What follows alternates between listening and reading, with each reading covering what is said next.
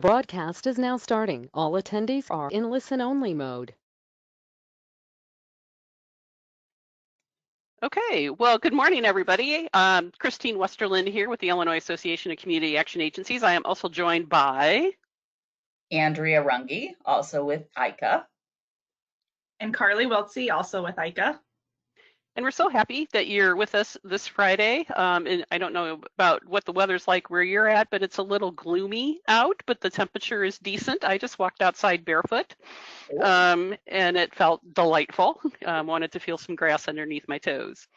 So happy that we're here to kind of bring these conversations around for all of us to really stay focused on not only the work that we're doing, but also the work that we are doing with ourselves. And so it's kind of a yes and sort of approach to this. And so we have a few pieces of learning that we want to share with you today. And we also want to ensure you that we continue, at least through the duration of all of this, that we will come to you every Friday at this time slot and really try to have conversation with you. Today, there's also a survey at the end of this asking you for your ideas of what you would like for us to talk about. And we'll just move forward from here. Carly or Andrea, anything to add in? No, just good morning, and thank you for being here with us. Thank you for inspiring us to do the work that we do every day.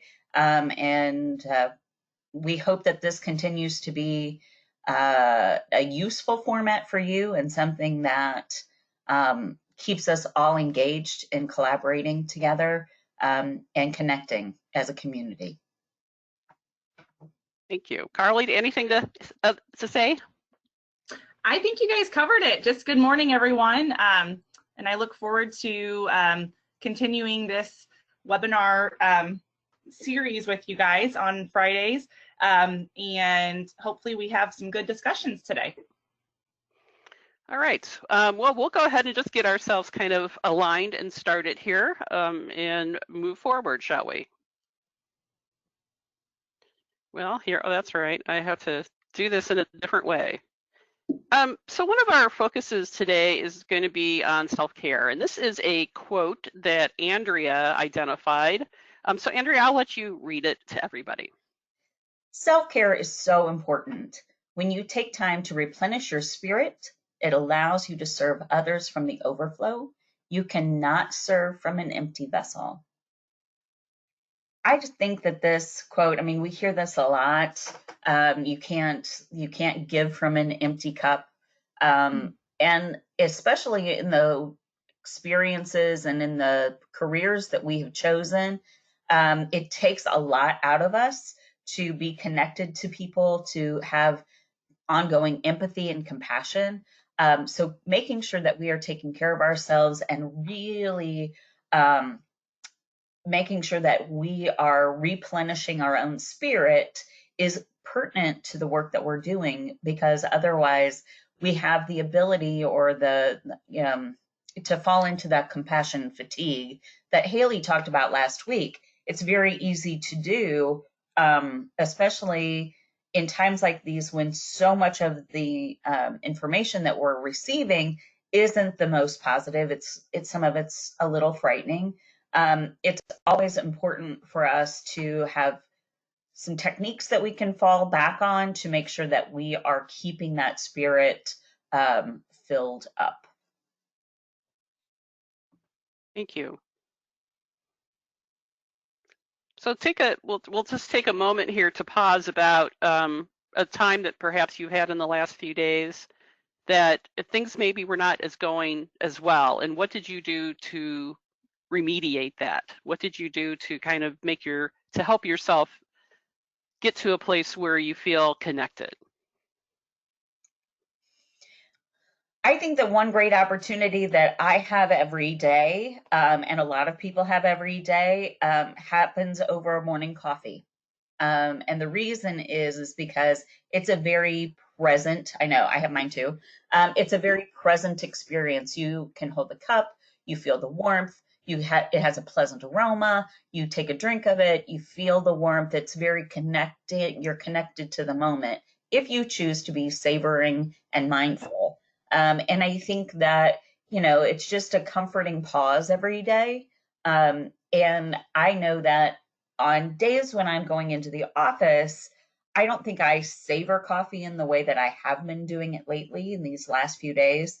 But I'm really trying to take time and really have an experience with my coffee rather than just drinking it. I appreciate that. Absolutely. It sounded a Well, little go ahead. pretty, so I appreciate that you appreciated it. Yeah.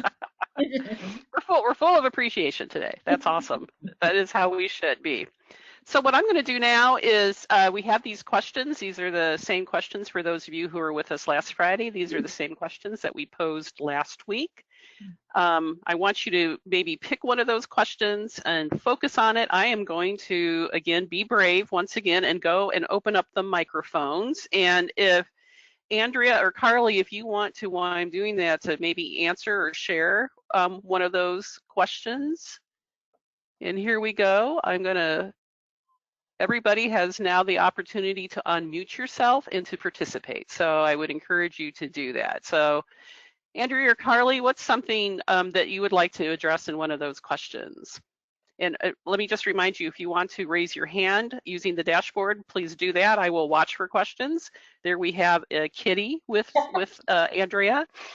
So this is Momo, and Monet is her name. She's about a year old, and she is loving having me home. As you can tell, she likes to give me snugs throughout the day. She just came up, and otherwise she'll meow until I pay attention. So she's much less distracting if I just deal with her needing for hugs. And so I'm really grateful to have that opportunity. During the workday, if I'm at the office, I don't have the opportunity to give Momo snugs every day. And it's a welcome break and something that keeps me very present and in the moment with her. Beautiful, thank you. We have a question that looks like it has come up. Let's see, this is from Carrie. Carrie in Madison County. Working from home allows benefits my old office didn't. My home office is complete with a dog and a great space to meditate. Thank you, Carrie. Absolutely. That is, I've been very grateful for especially having my dog here. He's a pistol, but I love him anyway. And I will say what's a little difficult, but what's been hard about this experience, at least for me, is that my husband is retired and is home here with me. And I know that's true for all of you if you have a significant other in your life.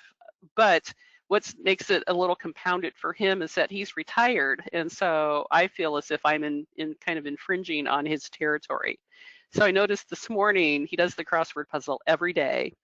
And he took it to another room to do it. And at first I'm like, what's wrong? Did I do something or say something wrong? And no, he just wanted that space for himself to complete his crossword puzzle. And that's what has been a little hard, is that I feel as if is that I'm really infringing and kind of guiding how this time should be, and it should be both of ours. So but we're working it out. We're fine. But just to add that. Anybody else want to either raise their hand or throw a comment up on the dashboard? This is Carly. I'll go ahead and add, I was kind of looking at the what are you grateful for question, and one thing that comes to mind that I'm grateful for is coworkers that I'm able to connect with during this time where we're all working from home. And then just, all of the different platforms that are available for us all to connect and work together through this time. So, maybe it's Zoom or maybe it's GoToMeeting or even conference calls. I feel that we do a good job working with one another, even at a distance. And so I'm really grateful for that opportunity. Wonderful, thank you. Anybody else feel compelled to either raise your hand or unmute yourself? And we will keep you unmuted, by the way. This is Barbara in Kankakee. We are still open, but we're closed to the public. we're doing a drive-through food pantry, mailing out applications. It's really stressful, but I like going home to my 2 dogs. Wonderful. Our fur babies are very important to us. Definitely. How is the situation having your coworkers around you? Are you finding that you're more appreciative of each other, considering that you are, that you're in the situation and it's stressful? How is that experience? Well, we are basically staying in our own offices. If we need to meet with a coworker, we all have masks, which were really hard to find. Mm-hmm. And we're required to wear them basically all the time. But if I'm just in my office by myself, I have it pulled down because it's really hard to talk on the phone with a mask on, especially if you're having a senior citizen who has trouble hearing you anyway. But it's stressful, and I mean we're still doing our home delivered meals. We're doing our seniors that normally eat in our congregate site. Anybody that wants a meal comes to the side door of our pantry, and the food person passes them out. But it's just like, I know it's a new normal, but it's so different when you're used to being around so many people. Yeah, it is. And then trying to do case management over the phone, and people need to come see you anyway. I had somebody call me from outside our door yesterday saying she just really needed to see me and talk to me, and I kept explaining to her I couldn't do it. Yeah. And then we're using the universal form that DCEO provided that we're working with homeless people because our PADS program closed. So that's been really stressful because a lot of the churches closed. Yeah. So we worked it out with the PADS director that she feeds them at the depot and for their evening meal. And now we're all trying to figure out how they're going to get back to their hotels because the bus system decided they would close at either 6:30 or 7. Yeah. So we're scrambling to try to find an answer to that one. So yeah, it's been a picnic. Well, you are all heroes in your communities. I hope that you view yourself that way. You're doing important work keeping people connected in virtual ways, but also by making sure people get fed, their basic needs are being addressed, and really doing what you can. So thank you, Barb, for sharing that with us. No problem. Yeah, it's just what we do, and I've been at it for so long. I mean, I have to tell you, the Roma has taken a back burner to this. Well, yeah, I understand. Yeah. So many things. Because, I mean, by the time I go home at night, I don't want to work on nothing. After dealing with everything all day. I hear you. But it'll get done. Yeah, I'm just announcing that my dog is starting to growl, so that means the mailman must be coming. So, all right. Does anybody else have any other things that they would like to add or think about these questions? What resonates with you or what seems to create meaning for you? I will add that I have a very creative a process, I guess is what you would call it in for myself. And it's really hard to have that inspiration. I draw so much from my coworkers, and we have such a great rapport, and we learn from each other all the time. And, as Carly said, it is a blessing that we have things like Zoom and GoToMeeting and conference calls, and we're doing our best. But, it's hard to be creative in a vacuum. And, we're doing the best we can. But I think that it is difficult. And I'm sure that, Otto. Hang on, I'm going to mute myself for a moment. Okay. So it is something that we're all having to learn, and being separated from each other, no matter what our service is that we're providing, it's harder, and it's something that we're having to learn very quickly. One of the things that I know Carly is familiar with is we often talk about the census as we are building the plane as we're flying it. And I really think that that is applicable to this virus and how we are having to adjust kind of daily to the work that we're doing, which is so important for so many people and will become even more important to more people as this goes on. But having the ability to figure out how to do it in this new way is really tiring and it's stressful. But I think that it also gives us an opportunity to go back to back to our offices when this passes, and it will, with a newfound way to be creative, to solve these issues, and to focus on what is really, what we learned. We are learning in this time that our method of performing our jobs can be done in very diverse situations. And when we come back together, it'll be interesting to see what we can take from those experiences and plug into our jobs when we go back to a more normal setting and be even more innovative in our programming because we have learned from this scenario that we've been thrust into.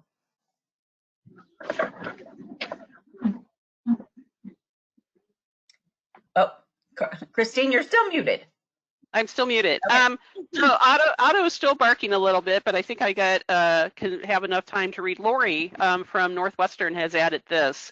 I think this more than anything I've ever seen before has knocked down the silos between communities, coworkers, and just the general population of both counties. And if someone else can take over reading this, I'd appreciate it. I would, but I can't see it. So Carly, can you? Yes, hold on just 1 second.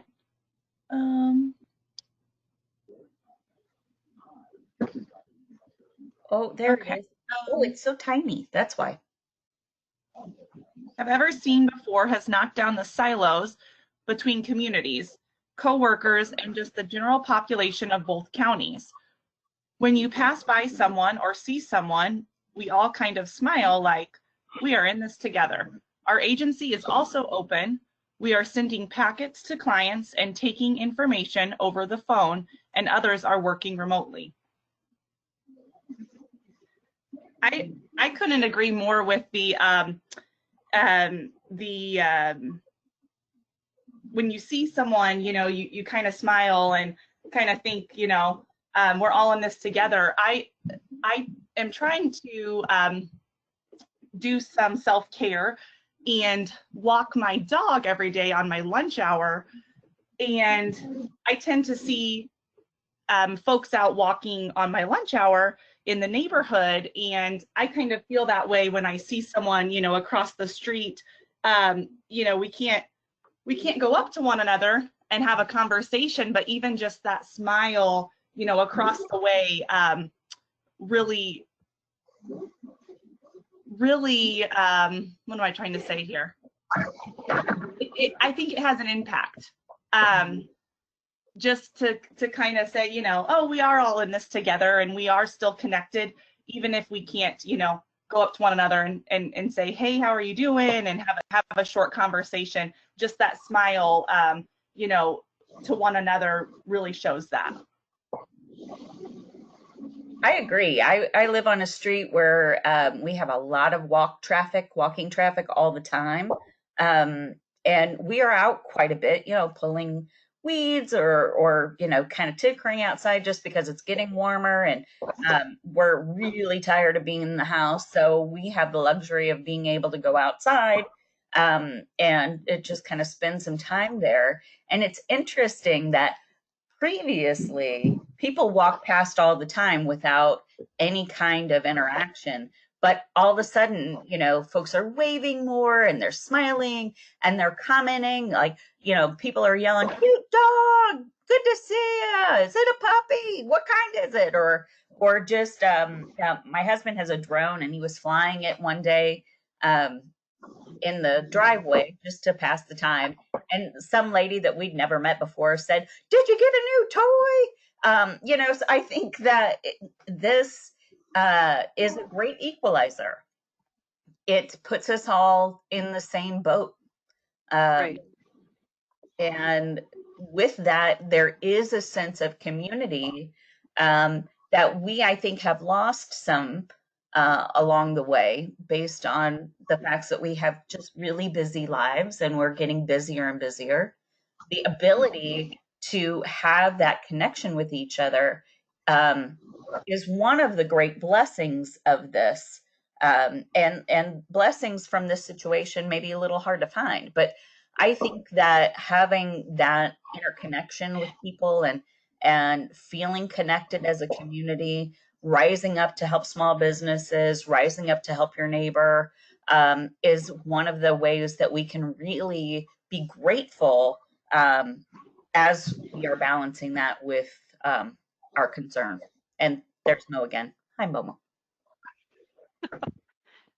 Yeah, it's even I will say that our neighborhood association has a Facebook page, and every morning there's a couple of folks that post, "Hey, I'm running out. I need to go grab some stuff. What can I get for you?" And it is just a beautiful thing that they offer this. And ditto, my favorite hello from neighbors last night were a group of teenagers who had been out skateboarding. And Otto and I were out on our usual walk, and they stopped and chatted. We social distanced, but we talked about how beautiful the weather was and how they hoped for better weather so they can continue their skateboarding. And I just thought that was just a lovely conversation. So yes, Lori, you're right. This is an opportunity to really think more about how we can stay connected rather than isolating ourselves, which we tend to do. My coworkers who know me, I'm lucky enough to have a big common area in back of my house, and it's like 4 acres. It's huge. And I have seen more people out there playing ball, flying kites, and generally just hanging out, social distancing, of course, that I've ever had in probably the last several years that we've lived out here. So that, again, I'm seeing some real tangible benefits emerging from this time. Christine, I think I saw a couple hands that were raised. Oh, okay. All right.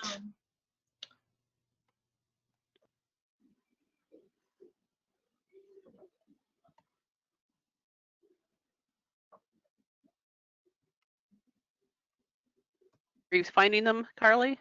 Well, now I don't see them. Okay.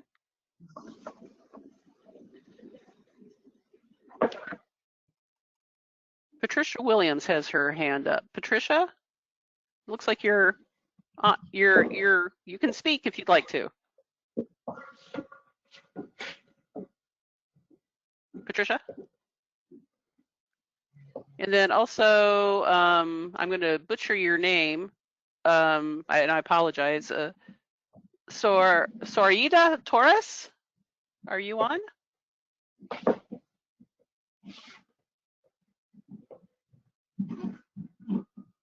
Okay, well, Will, if you want to punch a question into your dashboard or raise your hand, I would encourage you to do that. We'll go ahead and move it forward unless there's anything else that needs to be added at this point. And it looks like Deb Thies has a question. Okay, let me get back to her. There she is. Deb, your mic is open.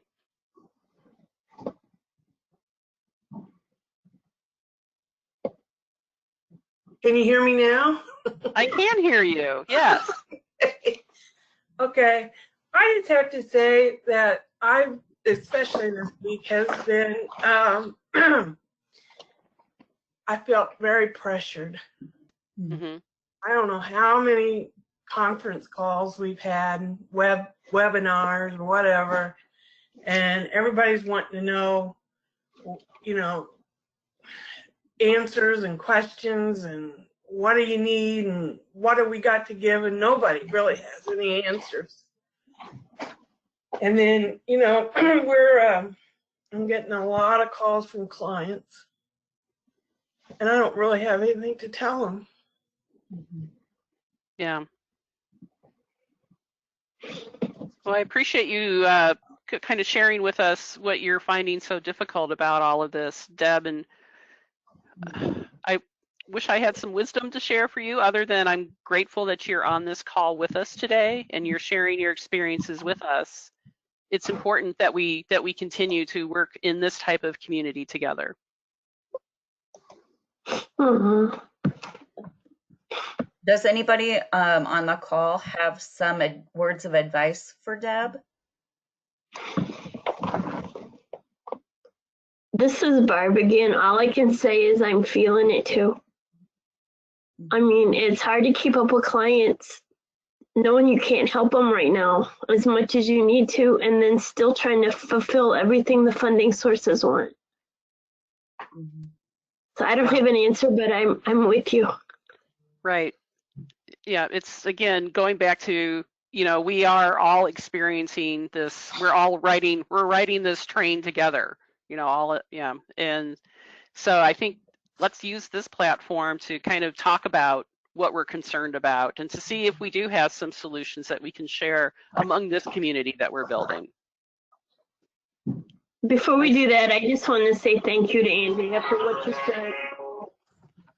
I'm so sorry my phone was not, it decided to call me, but I really needed to read what you put on the screen the first time.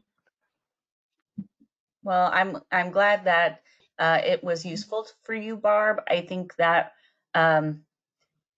as these things get difficult, as they get more difficult, as we have these moments, we need to be reminded that we have to fulfill our own needs, because we can't do that. We can't help others unless we are helping ourselves first. And I think that Deb, what you have shared, and Barb, what you echoed, is the exact reason why this kind of webinar we felt was so important, because you are being asked to be on webinars and conference calls and learning all the time and doing all the things that you're normally doing. But at the same time, there's never a point really where we have a point where we can pause together and verbalize what is worrisome or bothersome or concerning us. And the fact that, Barb, you were able to echo that for Deb and tell her that she was not alone in this isn't something that Deb may have had the opportunity to hear from you, except for this platform. So thank you for doing that for her. No problem.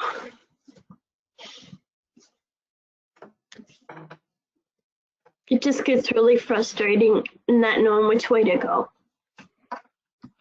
Right. And I'm a person that relies on my church a lot, and now we don't have that either, except as a Facebook Live. And going through Easter with no family and no church, it's hard. Definitely. Let's keep having these conversations. I think that, again, we can do this and listen to one another and practice good self-care. And that's one thing that we really are moving towards in this particular session together today, to talk about the value and the importance of exercising good self-care. So I really appreciate you sharing with us what you're feeling and what you're thinking. Patricia Williams has noted to share with all of us. She doesn't have a microphone, so she typed in her her statement. She said, "I miss my clients. I like seeing them face to face. One of my clients told me that she wouldn't feel better until she talks to me." Yeah, so thank you, Patricia, for sharing that. And that is so true. You make that human connection. That is at the heart of community action. I know when our founders in 1964 were thinking this through, that was one of the key pieces that they really wanted to hand power to the community, to the members, the individuals that live in that community, and share these experiences. So you're doing exactly all the right things. it is a difficult time for all of us, and we will continue to have these conversations and listen in and try to support you in any way that we can. Is there anything else as we move forward? And again, the mics are still, you can unmute yourself. You have the capacity to do that. So let's go ahead and move ahead with what we have to share with you today. And again, this is conversation. So I will forge forward here. So Carly, I'll turn this over to you for the next couple of slides. Okay. So this past week, ICA hosted a Data into Dollars webinar. So I just wanted to include a few slides in our discussion today to kind of give a general recap of the webinar. So one big thing that we focused on within the webinar was changing the way we think about data collection. So I'll read this, this slide aloud here. So it is important to change the mindset from we collect data for reporting purposes to we collect data to help manage and support the agency's programs and services and determine if we make a difference in our clients' lives and in their communities. So reading this, we really want to dig deeper into our data and understand if we are really making a difference and identify things that we could possibly improve upon. So this change in mindset should really be across all levels of staff within the agency. And this is something that the Roma professional within the agency can really focus on and encourage other staff within the agency to have this mindset change as well. Great. Are you ready for the next slide, Carly? I would add just one thing. You know, if, yes, please. If we look at Carly's slide here and we think about what Deb and Barb have just shared with the fact that our customers are saying, I really just need to connect with you. I really need to talk to you. You know, that is the difference between number one and number two here. Number one, absolutely. You know, oh, we're giving services, we can count them. The number two is about the fact that we're having connection. And how do we know that we're having connection? This is a great way to know that. But the data into dollars is taking a way for us to capture that qualitative data and not just the quantitative, because you do have such an important impact on the lives of the people that you're working with. And those conversations that you have just expressed are perfect examples of that. Yes, definitely.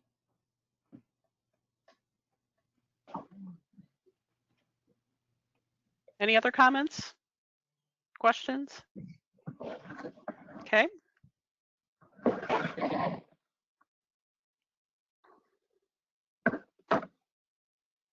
So then on this next slide, just a few points here. So analyzing and applying data is essential to sustainability.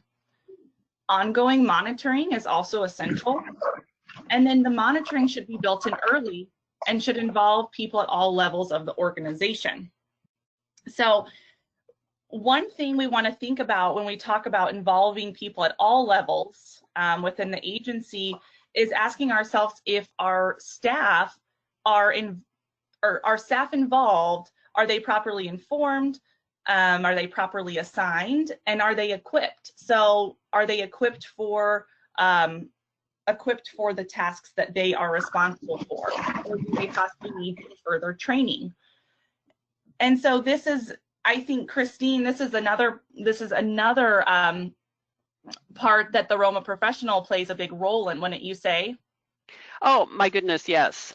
You know, first of all, and Andrea mentioned it with the previous slide. This is a whole agency approach, in which ongoing monitoring internal monitoring is essential. So you can be connectional And that is where having a Roma professional at the agency is critical to this, especially a Roma implementer. The implementer, it fulfills this role of making sure that everybody is informed, that you're asking the right questions, that you're collecting the right data. And by the use of that ongoing assessments, both quantitative and qualitative, that you're going to know, are you doing what you say you're going to do? Are we meeting our mission? And how can we very nimbly change directions if we need to? Like now. And I think a question has come in. It's from Lena Hicks. Lena says, and this, I think this plays well with our entire conversation this morning. One positive thing that we are experiencing is the more positive relationship with DCEO. We have the opportunity to show our worth in the communities. It is my hope that our working relationships will continue to improve as we show our strength and value to them that we administer for them. Thank you, Lena. Thank you, Lena. That's well said and well placed. Thank you.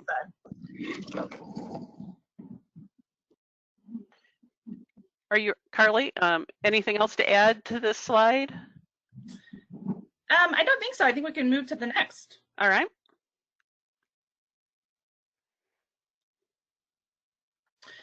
So then just some data tips moving forward that we discussed in the webinar.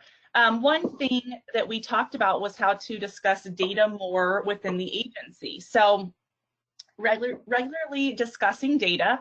So asking yourself or asking the agency, where do you want to go and how will you get there? So what is that plan going to look like? And then having those data focused discussions within each program area, because all of the different programs are going to tell that overall story of what your agency is doing. So all of the different programs play a role in that overall story. And so those discussions should be happening regularly. And then, to provide some good examples, look at past data. So within those discussions, looking at past data and seeing, where did we start? Where are we now? What are some things that we need to change, moving forward? And then we kind of already touched on this, but just making sure that all staff are aware of their expectations of data within the agency and that they have the proper tools and training to do so. So that's a really important piece. And then, I would say that the most important first step to analyzing data is asking the right questions. So asking, where, what do we want to know? Where do we want to go? And use that data. Yeah, I also think this is really where, when you do your work on your community needs assessment and your community action plan, it's that telling that story. That's what, and people change all the time. Communities change all the time. And so this is a really great way to look back in order to look forward. Yeah, and then using that past data, for your next community or your next needs assessment, and looking back and, identifying if we really, really met that need. Mm-hmm.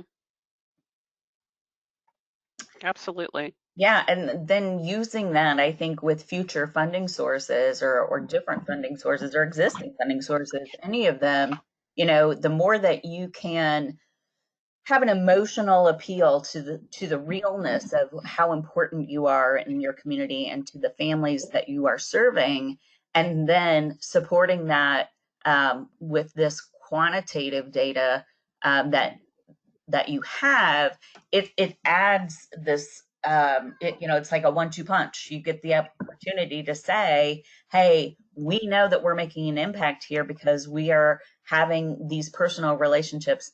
Mo's making another appearance, but that we also have the ability to support that with data. And when you do that, you have a very complete message that you can share with folks. And it could be the key for you to experience, even more funding and security for your agency. Isn't it great? Anyway, for your agency going forward. Sorry, got distracted. That's okay. That's You know what our they furry say. friends. Our furry friends love having us at home. I know. Yes. I think. And Oh, they yes. say never work with animals or children. So That was W.C. Field that said that, I think, right? you're right. Yep. They always Anything say that. else? Anything else to add? Any questions coming in? I don't see any. All right. We'll go ahead and move forward. And then in this next visual that you see on what we have learned, this is a slide from last week's crisis communications webinar from the partnership. I don't know if any of you had the opportunity to participate in that webinar. I thought it was, where there were parts of it that were very useful. And if you don't have it, let me know. I have both the slides and the recording, so I can forward that to you if you would like to see it. And again, I think it's really good. We hear from our national leaders and on the value of how is it that we can tell our stories during times of crisis. But to me, what I loved about this slide is that it really plays well with what we're trying to emphasize today, is that social distancing does not mean social isolation. And I think that's what a lot of us are struggling with, that we do feel somewhat isolated, but yet we feel very connected, and how to find the balance between those two places.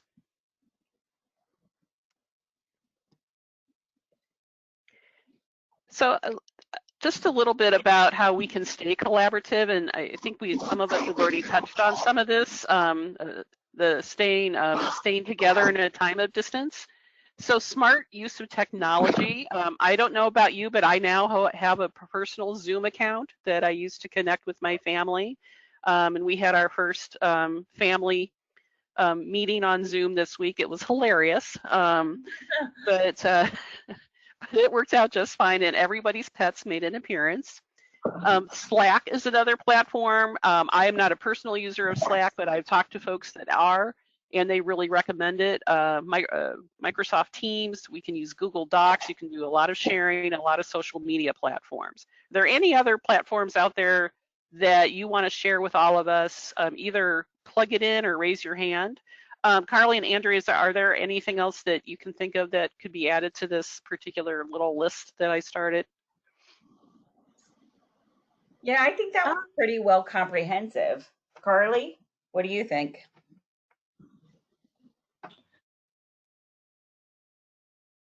Yeah, I think that covers mostly everything.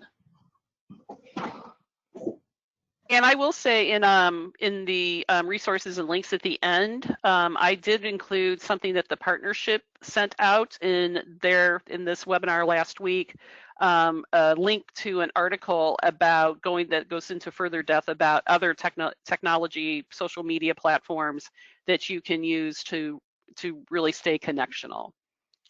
I think another piece. I'm sorry, I just heard. Sorry, Christine, this is Carly. I just wanted to add to one thing that I came across recently, which I should have added to this list. It's a resource to kind of increase being mindful, and it's called Mindful, and you can subscribe to it, and they send you like simple emails that are easy to browse and practice. And so that's an idea, just if you're, wanting to have some, have ideas of things to increase mindfulness. That's something you could subscribe to, and it sends you emails. Okay, great. Thank you for sharing that. So we do want to stay focused on strengths. That's our strengths that we have. I hope that you've done a strength inventory recently. If not, I might have a tool later on in this presentation that you can use. You want to find a way to stay in touch. That to me is the critical piece of it. As human beings, we crave being in touch with one another. That is where social media is our friend. This is probably the most I have texted and talked to my children. They live distantly away from me. And it's been just really kind of lovely, and to have this all in the same boat. kind of with all of us together. Communicate clearly and with empathy. I think that's a key piece of it as well.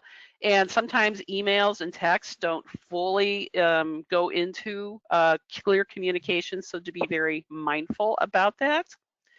And practice patience, not just with others, but with yourself as well. This is, again, we're all kind of trying to navigate the unknown here, and being patient with ourselves and with one another is critical. That also means if you're going to practice patience, you have to be kind to yourself and to those that you love. And then listen, and really listen with intention. That's a struggle, I think, for all of us. I know I certainly struggle with it, with listening, because if we don't listen with intention, then we miss so much. And so I want to encourage all of you to do that. And Andrea and Carly, anything else to add to this? Whoops, let me scoot back if I can figure it out. Oh, here it is again, folks. Here we go again. It has a mind of its own. One thing that I will add as a resource, and I should have added it to this, and I totally forgot, it slipped my mind. But I once read a book called Crucial Conversations. And when you talk about communicate clearly and with empathy, part of that is being really mindful of the stories that you tell yourself when you are filtering through the information that you're receiving. So if you are getting an email, I think that it's even more critical at that point when your communications are coming in a written form. So texts and emails, which is how we're doing most of our communicating right now. But the book Crucial Conversations tells us this. We have a story that we tell ourselves in our own mind, and that is what we filter every piece of information through. The power of knowing that is when you know that, you have the ability to question whether or not what you are interpreting and what you are receiving, whether that you're listening or whether you're reading it, is partly what is intended by that person or what it is because it's filtered through the story you're telling yourself. So at this point, when everyone's, kind of has a heightened level of awareness of everything that's going on right now, one of the things that is really important is to be aware of that story that we're telling ourselves and the filter that we're using, because we could be putting a spin that no one else intends. And I think that when we take a moment and say, because if we have a tendency, then we spin, take that and we spin and spin and spin in that. And I've said it in community engagement training that, if we spin outward, we become bigger. And if we spin only in ourselves, we just bore a hole. Well, we can bore a hole down into the rabbit hole where we're constantly thinking that someone is intending something that they're not. So one tactic that we can use in this way is to say, I'm hearing you say this, and because of this is my shared feeling. This is where I'm coming from. Then you create what's called a shared pool of understanding. And that person then gets the opportunity to say, whoa, wait a minute. No, that's not what I meant. And then it takes a lot more effort, but you get much more out of your conversation when you're doing it that way, rather than you're taking an idea, putting it through your own filter, and then running away with it. Yeah, exactly. Thank you. That's great, Andrea. Thank you for sharing that. We've had a comment come in from Donna Henry from DCO. Hey, Donna. It said, we at DCO are here to give you all the support you need. Please do not hesitate to contact us for any of your needs. I myself am here to listen and in any way possible provide guidance. If I do not have the answer, I will work through it with you. We are all in this together. Thank you, Ika, for knowing that this platform is needed. I thank God for allowing me to be able to serve those in need at this critical time. God bless you. Donna, thank you so much. That's very, very meaningful and very heartfelt. We really appreciate hearing from you. Thank you. Yes, thank you for being a constant partner of this network and working with this network to improve the lives of others. So thank you for doing what you do, Donna, and all those partners that we have at DCEO. Absolutely.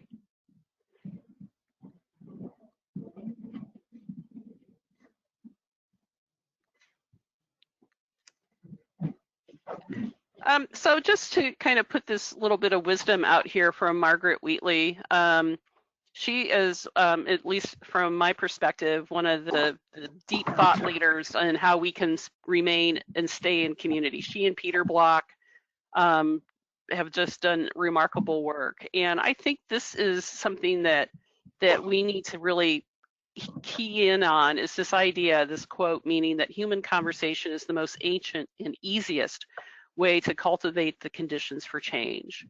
Personal change, community and organizational change, planetary change. If we can sit together and talk about what's important to us, we begin to come alive. We share what we see, what we feel, and we listen to what others see and feel. And I don't know about you, but when I read and try to kind of inhabit what this says, this means that we have to be together in community, and we know that change is necessary and needed, and especially critical at this point in our lives. So let's continue to share. I really, at this point, I just want to pause and really express my appreciation to all of you for your comments and input today. This is turning into what we had hoped it would be and beyond. So thank you for that. It looks like we have a comment, Christine. I can't tell who it is. Okay. My heart goes out to the Community Action Network during this time. The boots on the ground. Thank you so much for all you are doing. You make the difference in lives. I really appreciate your commitment. Great. Thank you so much. Thank you so much for saying that and sharing that with us.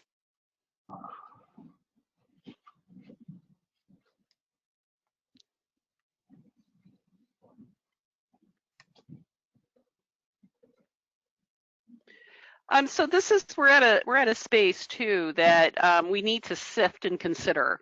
I always think of this type of visual. My grandma, when she made her amazing cakes, she taught me how to sift everything together, and that's really, we're in a time of great sifting. That we do live in a time in which there's too much. I don't know about you, but I made a promise to myself as a part of my self-care that I was going to stop watching all the press conferences. And it has made a huge difference for me. But we are bombarded with information. We have social media. We're all on our phones all the time. We hear loud voices. We're afraid. Let's just say it. We are. So we want to consider those sources. We want to sift through those sources, and we want to stick with what's reliable, what's trusted, not only in our spaces, but in our places.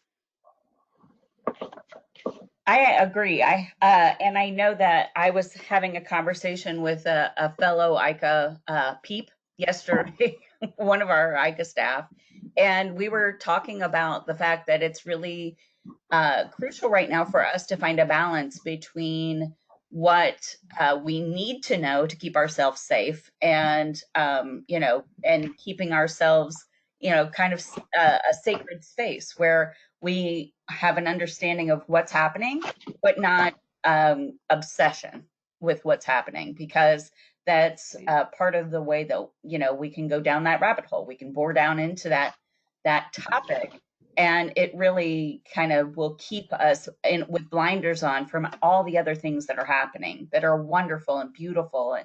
So it's really finding a balance between knowing what you need to know and saying enough's enough. I can look at this again tomorrow. Yep, exactly. Okay, I did see a hand up, but I can't identify who it is. So if you want to punch your question into the dashboard, that'd be great, or your comment. Again, we encourage you to participate in this in the best way that you can.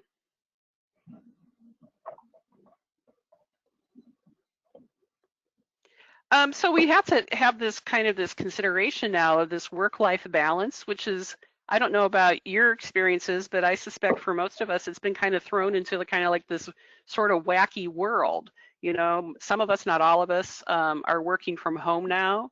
But yet we also need to stay very balanced in the work that we do. So this is just some a visual for us to kind of think about what is that balance like? Are we able to be that nice 50-50 balance on both sides? I suspect the answer is probably no. So just to kind of place this in all of our collective thoughts, are we doing this? Is that the question that we have? Are we able to find some balance, especially during our work life now and our personal life right now? I saw on Facebook yesterday that one of my friends had said that she has a coworker that sends an email to all staff at 10 to 5 and says you have 10 minutes to wrap up everything you're working on, because in 10 minutes it is a full stop for self-care. And you know, I think that one of the ways that it can get a little muddy here is that, you know, our lives are now in a big blender. So it's hard to maybe separate when work ends and when personal life begins. And sometimes I think that it's kind of like marriage. We want marriage to be 50-50. But the reality is that it's usually 80-20 or 20-80. You know, it's someone's always, True. you know, and it flip-flops. And I think that we need to give ourselves grace and know that every day we may not find that perfect balance, but every day we're doing our best, and that's all we can do. Well said, Andrea. Thank you.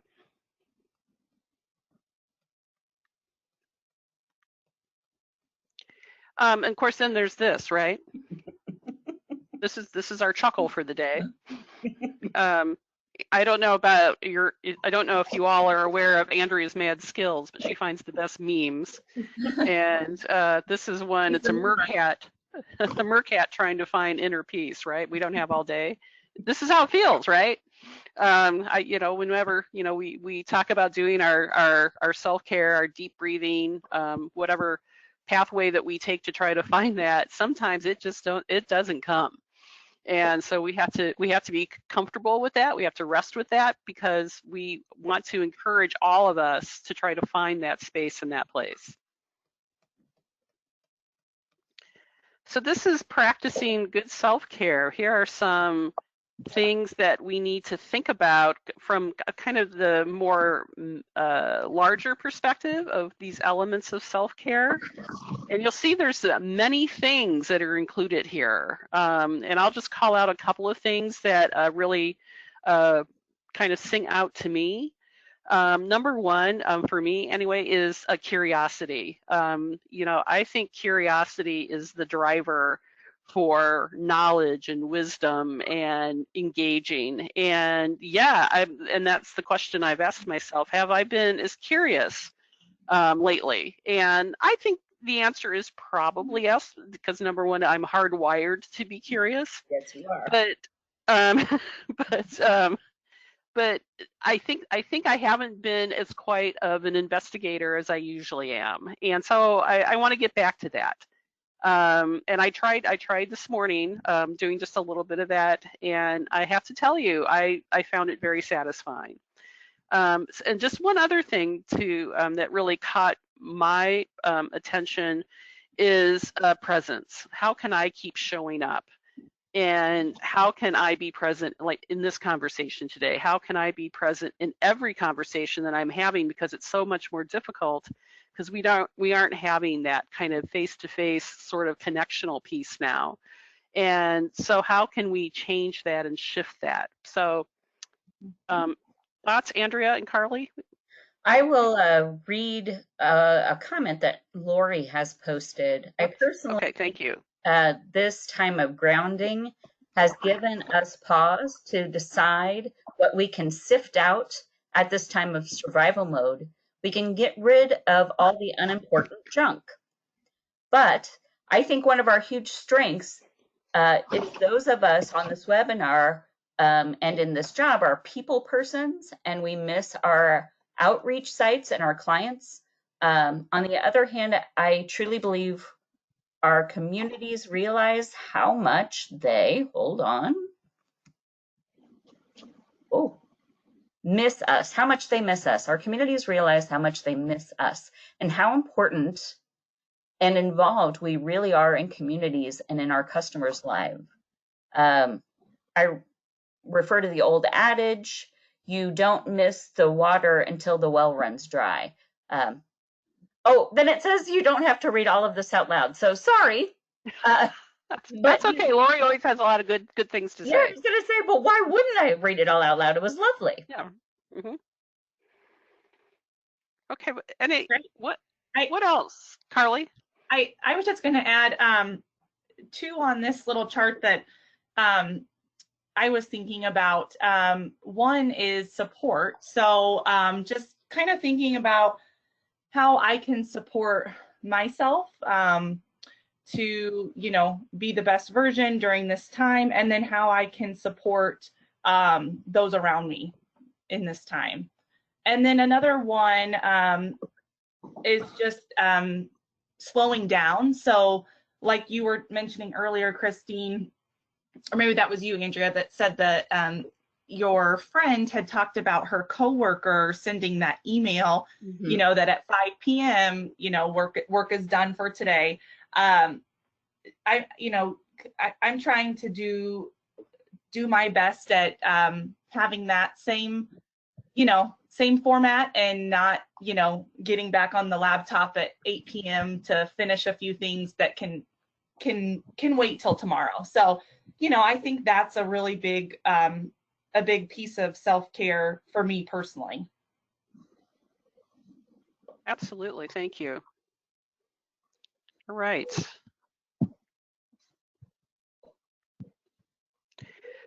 So taking good care of self is this list, but Andrea, do you want to describe the photograph that's here? I do.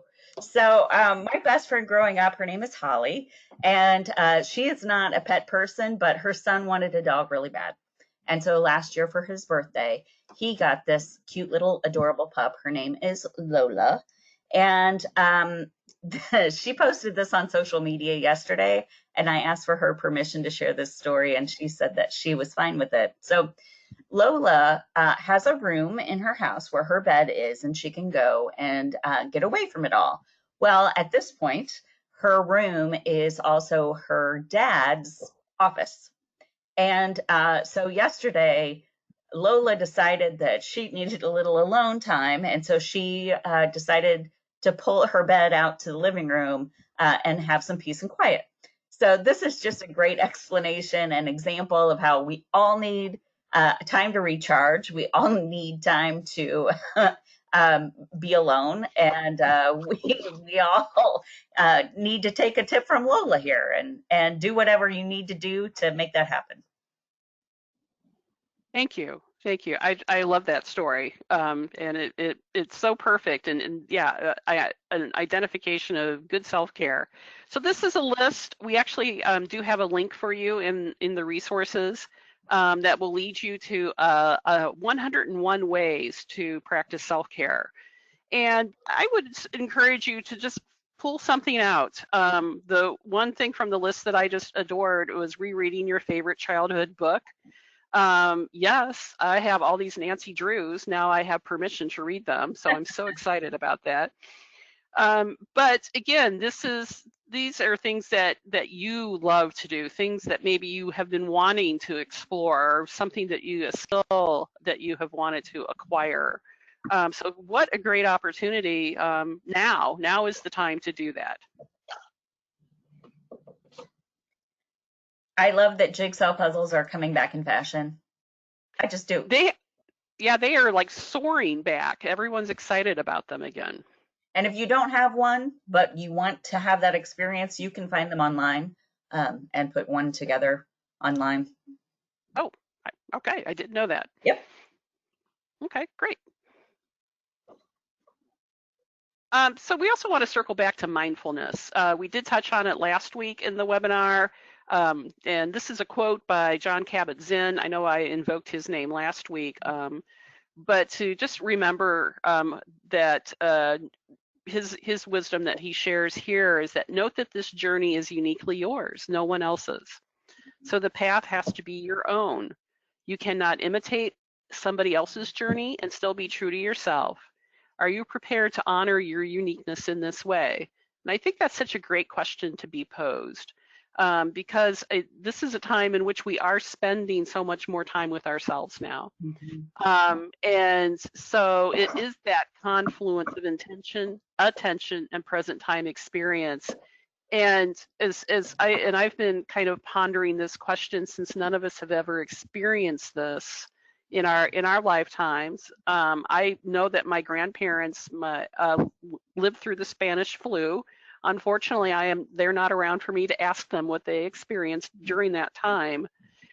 But I suspect if I knew their story and this story that's emerging now for all of us, we would have a lot of similarities in our feelings and in our how we're reacting and how our planning is around all of this time.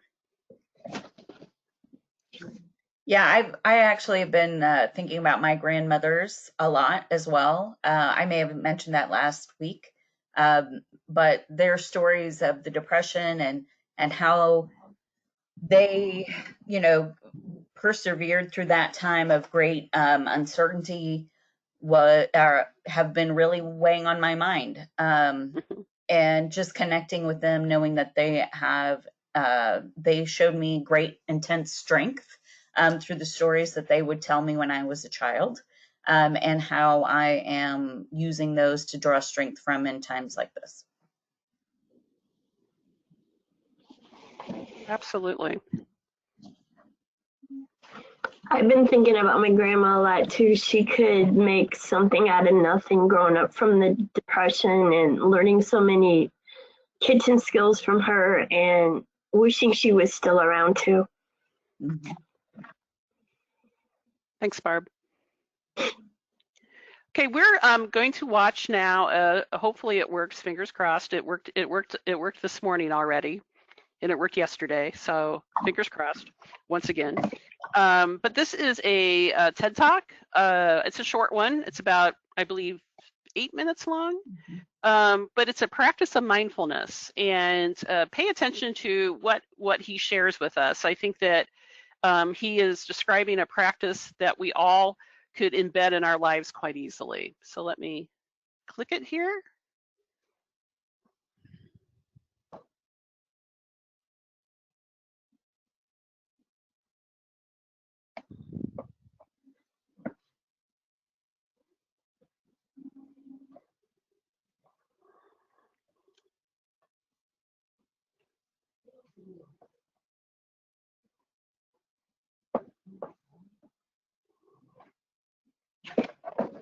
Hey, Christine, I can't hear it. Yeah, me neither.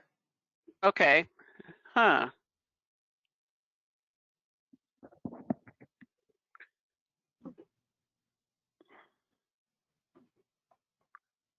Well, we'll just go ahead and send this all out to all of you so you can watch it independently. How's that sound? Sounds good. All right. And it is worth your time, and I will try to get this out to you as quickly as I can today. So I'll ask for your indulgence, and we'll move on to the next slide, which is this wheel of life, the life wheel, however you want to describe it. Some of you may be familiar with this. We do offer teaching around this in the Family and Community Development Specialist training, and we also do offer it in family-centered coaching. But it is a way that you can do an assessment, not only on yourself, but with your clients, on how is it that you can really examine your life in all of these areas. You can do it on a scale from 1 to 10. I have included this as a handout, and I think that you will find it useful if you do want to use it on yourself. And so you chart yourself, where are you most satisfied in each one of these areas? Personal growth, spiritual, business, career studies, finance and wealth, health and fitness, social and friends, family, romance, love, recreation and fun, and contribution. Again, if you are not familiar with it, take the time to read the handout. I have the whole description on how you lay it out and use it. But this is a beautiful tool. It's evidence-based. So many organizations embed this in their coaching and mentoring and their family work that they do. Some of you probably already are using this, but again, to remind us that we do have tools that are available for us in order to help us measure not only, again, our own lives, but those that we ask when we are doing casework with our community action customers. So what we'd like to then kind of get ourselves towards the end of this is to do a centering exercise. And so I have a centering exercise that we will do. And we know that this is centered around our 5 senses. These are the 5 senses that we learn in a science class when we're in elementary school. We know that we all possess the capacity for sight, for hearing, for taste, for touch, and for smell. And there is a handout that is also included in this PowerPoint presentation in this webinar today that you can look at that will help you go through these 5 exercises, 5 mindfulness exercises that are related to this. And so the one that we're going to do together, if you will indulge us for just a moment, is the one that's focused on, hang on, I have this on my phone, so if you'll forgive me, I had to pull it up that way. So this exercise is called the 5 senses, and it provides guidelines on practicing mindfulness quickly in nearly any situation. All that is needed is to notice something that you are experiencing with each of the 5 senses. So follow this order with me, if you will. I want you to notice 5 things that you can see. I want you to look around you, bring your attention to 5 things, and pick something that you don't normally notice, like a shadow or a small crack in the concrete. So just take a couple of a minute and we'll look around. I'm looking around my kitchen to see what I can see.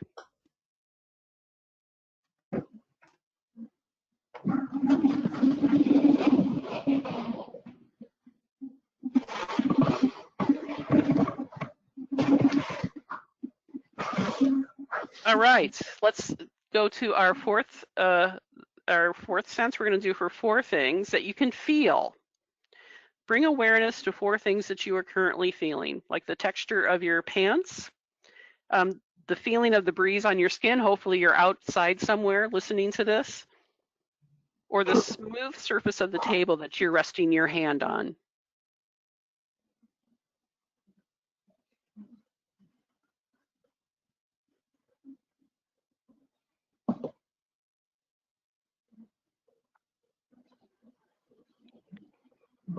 Next are 3 things that you can hear.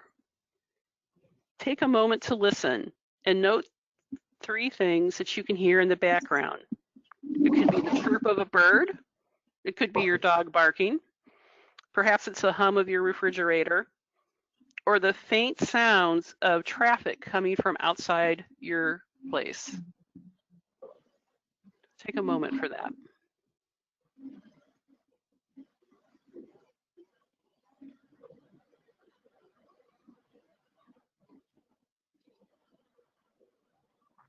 Notice 2 things that you can smell. Bring your awareness to smells that you usually filter out, whether they're pleasant or unpleasant. Perhaps it's the breeze carrying the whiff of pine trees. Soon it will be lilacs in the air, I know for some of us, or the smell of a restaurant down the street. So take a moment to think what you can smell.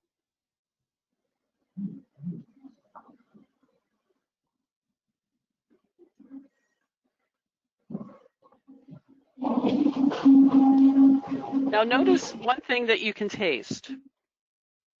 At this moment, you can take a sip of your drink. Perhaps you chew gum. You eat something. Perhaps it was something that you had for breakfast this morning. Or even open your mouth to search for the air for a taste of something. So take a moment and do that right now.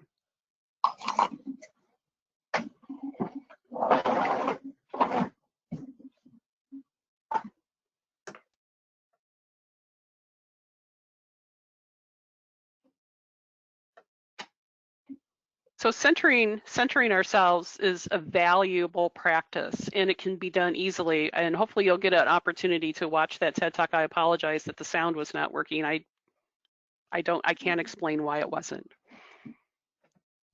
But I hope that you take this opportunity. Again, there is a handout on mindfulness exercises, which includes this one. I particularly like this one because it really helps me notice and think about things that I tend not to see, to hear, to taste. It really plays well with my senses, and I hope that it does with you as well. I love that it just brings you in the moment.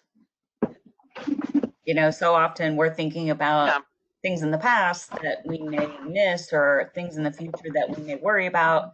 But when you are thinking about what you are experiencing tangentially here today, I'm not sure that was the right word, but anyway, what you're experiencing in the moment really does keep you from having the tendency to let your mind go in all the different directions it likes to. Yes, yes. I agree. I really like that exercise. All right, so we would encourage you to take a look at that. Again, both the the Wheel of Life and both the mindfulness exercises are included as handouts on this particular webinar. You should be able to download those and use them. And I would encourage you to make it a part of your self-care routine each day. If you have a moment, just take it. And it doesn't take long at all. As you noticed, it doesn't take long at all to embed that into what it is you do as a daily practice. So as we come to the end of our time together, are there any thoughts or questions that you would like to share with us? Go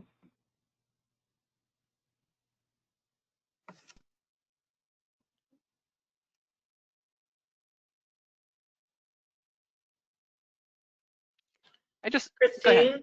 Yes. Yeah, and Andrea, I'm sorry. This is Debbie Teese.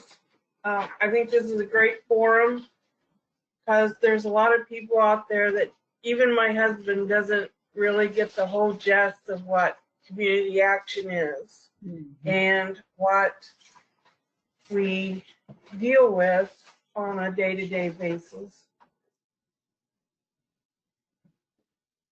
That's all I had to say. No, thank you, Deb, and you're absolutely right. It's a hard profession to translate to others. We are in a helping profession. That's where our hearts and our brains are. And so this is a time of struggle. So thank you. And again, we'll be together next Friday having a conversation, but we'll find another component of how we can stay connected during this time together. Anything else? Carly or offer Andrea? that, well, I just that we have all of our previous webinars, kind of a curated list of them that Christine and Haley have worked to put out on our YouTube channel. And if you are seeking a connection in this community in between our abilities to meet here, that might be a good way to connect with other folks in community action or in community action topics, if you need that connection in the meantime. Thank you. I was going to just say one thing. Yes. About mindfulness. I know that oftentimes when our customers are coming to us, you know, they are kind of in that scattered mind because they're experiencing tyranny of the moment. And having both the TED Talk, TED Talk is nice because it gives you, it's a 3-breath experience. So it would, I think, would be useful in the work that you're doing in two ways. One, I think it would be great if you have someone who is feeling overly anxious, to kind of teach them, to give them a very simple, Whoops. Oh, golly. This is why we shut the door. So no, we don't. But it would give them very wonderful technique. Oh my golly. I hope you needed that laugh. Gosh, love humor. It is a wonderful way to keep in the moment. Anyway, it's a great way that you might be able to share with your customers and give them an easy technique to kind of help them when they're feeling anxious. The other thing is because it's only 3 breaths long, it will be a very useful tool for you. We were talking last week about how when we come to the end or closer to the end of this crisis, and we start seeing the magnitude of folks who are really struggling economically because of the loss of jobs and all these things, one concern was that there was going to be this experience of compassion fatigue. And the thing about the 3 breath exercise is it's a really great way, even if it's just in between clients, because it's so fast, Quick. that you could keep yourself in the moment and kind of have a deep connection to being centered without taking a whole lot of time. So I hope you find it useful. Thank you. Absolutely. And again, I apologize. Myself and YouTube and TED Talks, sometimes they don't like me very well. Likes you. Well, thank you. We have had a couple of comments come in. One from Carrie in Madison County. Go Madison County. In talking about the strengths of previous generations, we need to remember who we are. We are descendants of those strong people, and we too are strong. Absolutely. Yeah, love that. And we have Patricia, I believe also from Madison. I love that all that has been presented here today. The information will be so helpful to me. Thank you all so much for being wonderful presenters. Thank you, Patricia. We love that. And Deb Tees, she has chimed in that she loves that term, compassion fatigue.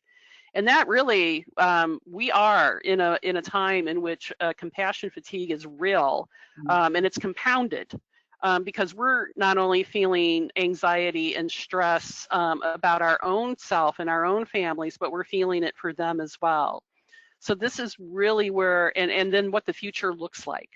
And so let's take the time to do that self-care, to really think through what gives me that moment of being me, and to embrace that practice and do it routinely. That's really what we need to do. It's like Andrea referenced, having a good cup of coffee in the morning and really kind of savoring it, and Carly walking her dog at lunch and really, seeing neighbors that perhaps she's never seen before. So it is a time for us to really to take those little moments and make them moments that help us to move forward. Okay, I think I have maybe 1 or 2 more slides here for you, so hopefully I don't mess it up.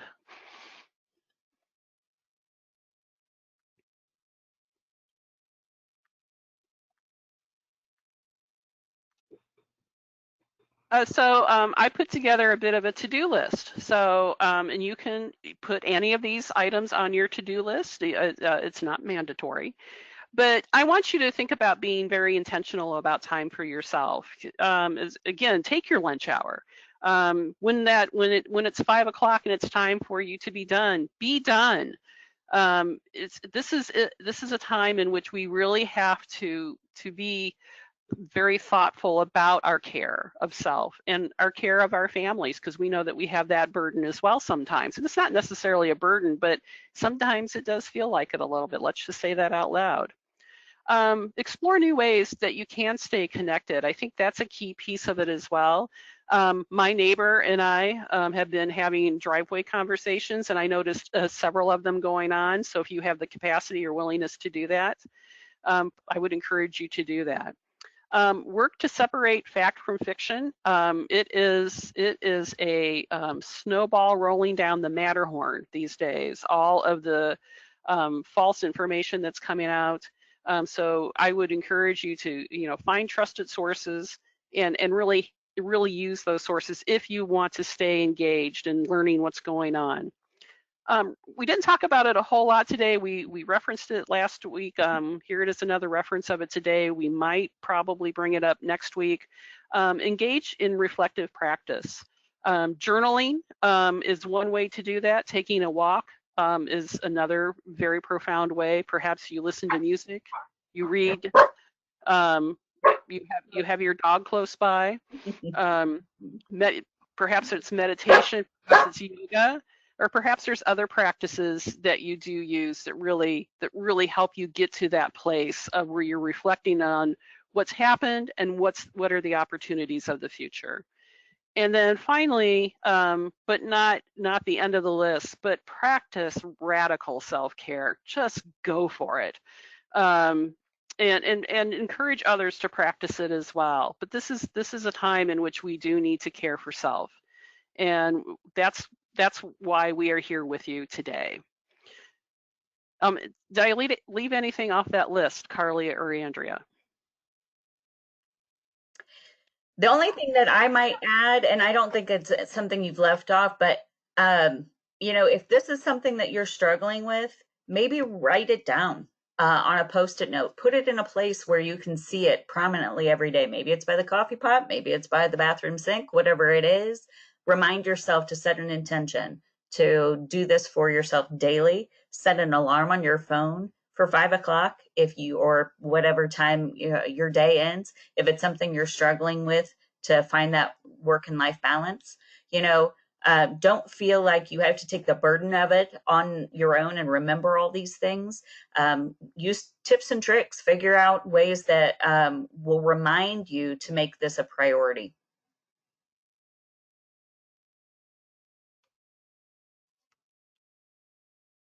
Right. And so just to leave you with a little bit more wisdom from Margaret Wheatley, and I think this is such an easy place, a easy phrase, if you will, that we can kind of keep in our heads. Ask what's possible, not what's wrong. Keep asking. And that's what we do. We are good. We ask great questions in community action, but let's stay focused on what is possible and what is it that we can be a part of that possibility. Here are links and resources from today's webinar. I have no idea why they're all in different colors. I try to make them all the same because that's how my brain works. So I apologize that they're different colors, but it's interesting. But use each of these. This is a curated list that we've contributed to. And I just really hope that you take a peek at some of these. And again, referring to the 2 handouts that are also included as a part of this webinar. As we come to the end of our time together, I really want to express my appreciation to all of you for being available and spending time with us this morning. I want to shout out to Andrea and Carly for being a part of this presentation as well. Any parting words and wisdom, Carly and Andrea? I just want to say thank you all for the work that you do. And I look forward to having these discussions every Friday. I think it's a part of my self-care, and I look forward to being a listener for what everyone has to offer. Thank you. Just thank you. Thank you for doing the work. Thank you for having the heart you have. Thank you for seeking out ways to make the world a better place and taking that burden on. We appreciate it. That's why we do what we do. And we are here to support you and help you in any way we can during this time and always. Well said. We did have a shout out from Jeanette Spicer Caldwell up in Peoria. Awesome job. So thank you, Jeanette. We appreciate that. This is a labor of love for all of us. So thank you for being a part of this today. I will send you the slide deck. And if that TED Talk doesn't work, you let me know right away. And I'll make sure I'll get one to you that does work. It is worth your 8 minutes of time. So we will talk to you next week, same time, Friday at 10. We'll get an announcement out about that. And it's not out yet, but there is an Introduction to Roma webinar Wednesday. So for those of you who are inexperienced or want to just have a reintroduction to Roma, I would encourage you to be a part of that webinar as well. So I will again thank you all. Thank you all for contributing today. Thank you for being a part of this. We really appreciate all of you. And again, we're in this together. We are Community Action. Thank you all.